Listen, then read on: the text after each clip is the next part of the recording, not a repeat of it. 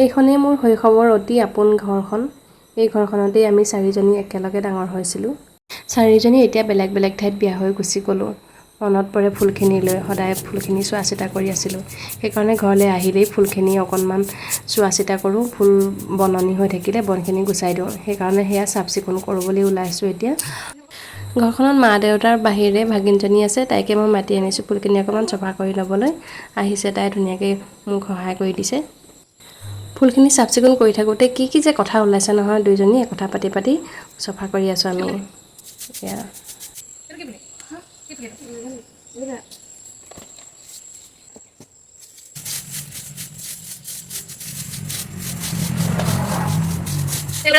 এইটো বাঢ়ি গৈছে, এইটো নতুনকৈ ৰুই দিম, এইটো কাটি দিম, নতুনকৈ ৰুই দিলে মানে ভাল হ'ব। এতিয়া পৰা এনেকুৱা হৈ থাকিলে ইয়াৰ পৰা পোখা নোলাব, সেইকাৰণে ইয়াৰ পৰা নতুনকৈ ৰুই দিম।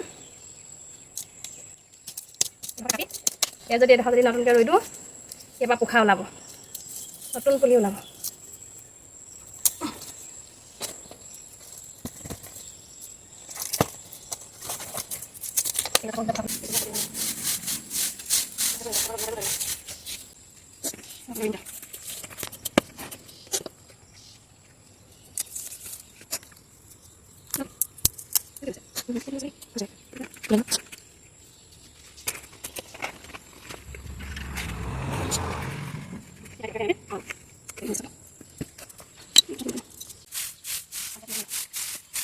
কামখিনি কৰি থাকোঁতে সন্ধিয়াই হৈ গ'লগৈ, মানে দেৰিকৈ আৰম্ভ কৰিছিলোঁ কামখিনি কৰিবলৈ।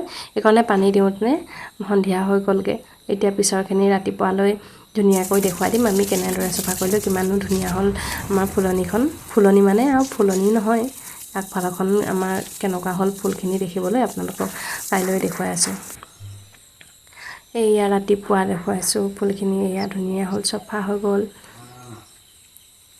ফুলখিনি কেনেকুৱা হৈছে আপোনালোকে জনাব। আপোনালোকৰ ঘৰত তেনেকুৱা ধৰণৰ ফুলখিনি আছেনে নাই ক'ব। এয়া ঘৰখন